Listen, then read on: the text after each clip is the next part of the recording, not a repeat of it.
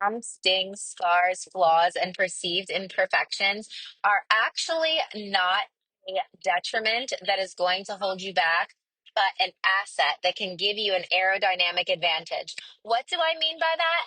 Well, let's talk about that on today's episode of the Whole Mom Revolution podcast.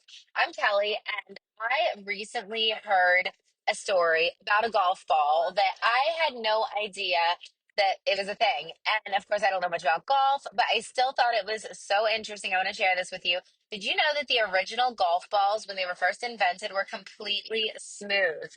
And players started noticing that when the balls got older and they got scratched up and scuffed, little dents and dings, that they actually flew farther. And not just a little bit farther, they went twice as far, sometimes slightly over twice as far.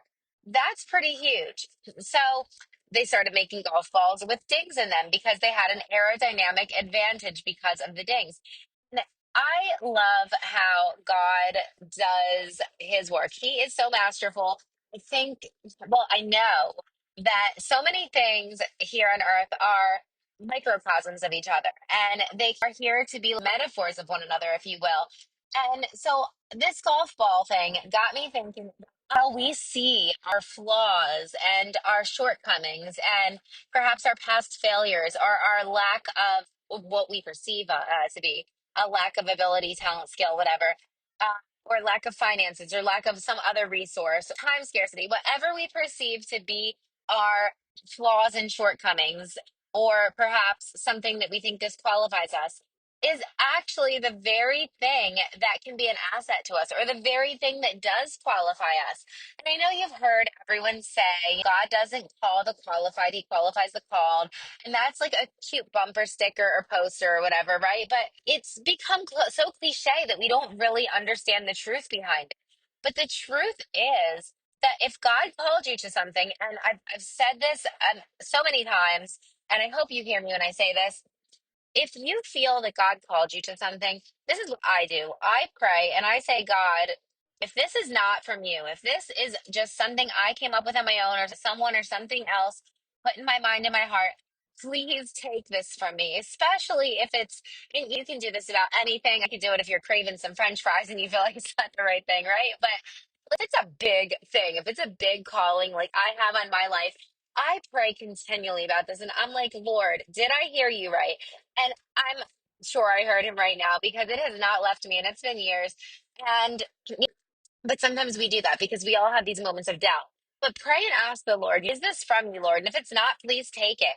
And if it's still there and you have signs that this is the calling on your heart from the Lord, then it's time to step out in faith and trust him and trust that he's going to equip you to whatever he called you for, whether that be a business, a ministry, a book you're to write, something that you're going to invent, whatever it is, whatever calling you have on your heart, the Lord put it there.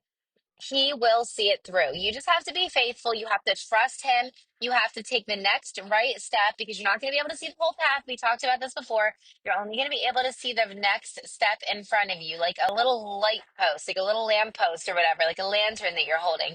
You're not going to be able to see it all. And you have to have that faith. You have to understand that God is the one that put those seeds there, those dreams and desires there, and he is going to see it through. But you have to be faithful in your part. You might not see progress on whatever you're trying to do for years, right? You could be putting in all the work, doing all the things, and you might not see anything. But that's not the point. That's another topic altogether. But the thing is to stick faithful with it and not let your perceived flaws and failures and bumps and obstacles along the way slow you down or stop you, or even worse, get stop you from getting started. Because a lot of times we look at our past and maybe we have a messy past, maybe we did something messed up and we feel like we don't deserve this, or we feel like we're not qualified. But the very thing that could qualify you is the thing that you think is disqualifying you, the thing that you went through that was so hard, so painful, so messy. You could either use that to help someone else avoid stepping in those same landmines, or you could use that to help someone else recover from the pain of that or get through it, right? Get through it and meet them on the other side of that. So there are so many ways that God can use what we think is our mess up to become our ministry or our mission. So many ways that we can use our pain to move toward our purpose. And these things sound nice in saying and passing in on paper, but it's actually the God's honest truth.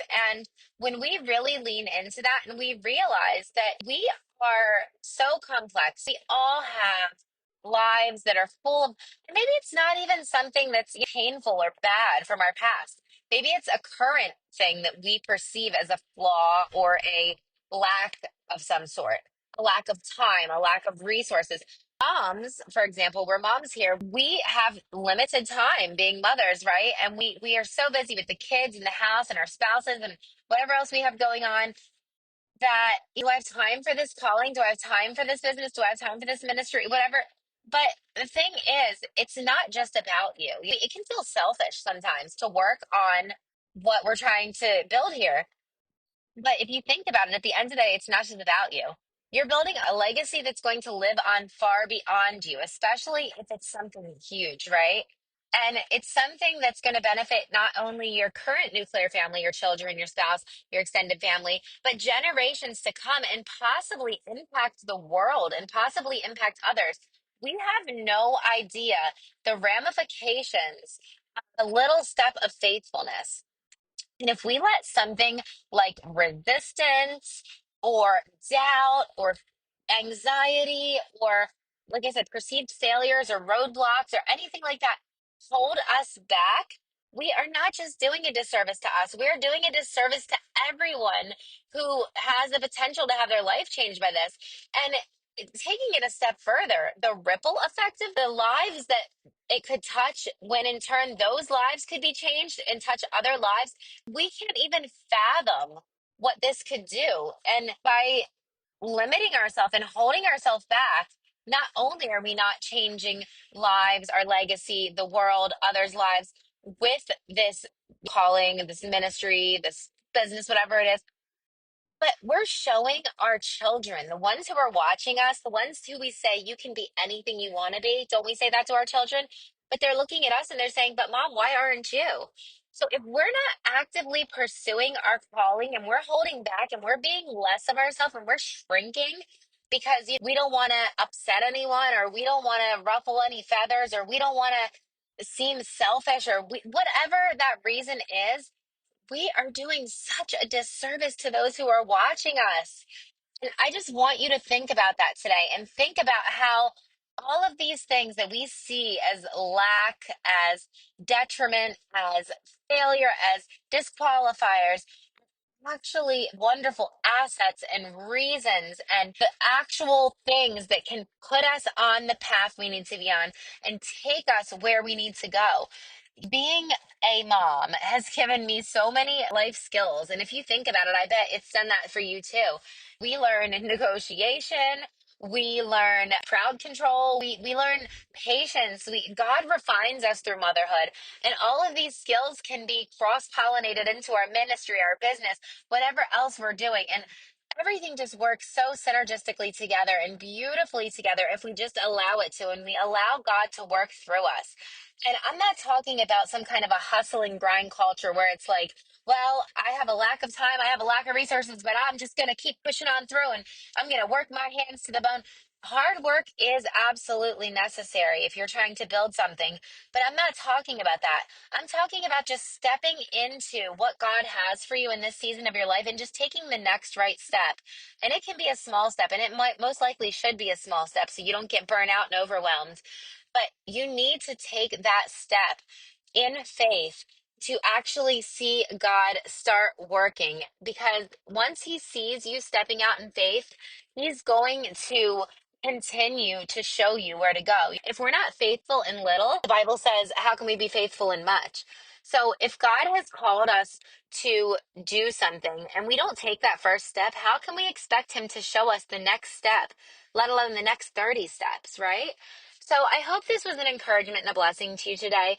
If you know a mom that could use this golf metaphor or any part of this message that you think it would bless her and help her, I encourage you to take 3 seconds out of your day and share this message, hop on over to Facebook. I have a free group called Whole Mom Revolution where you can find me and other like minded moms, and we can chat, we can talk, we can brainstorm through whatever you're trying to build or accomplish in life. I would love to be there to take your hand and support you. I thank you for being here, and I hope you have a wonderful day, and I will see you in the next episode.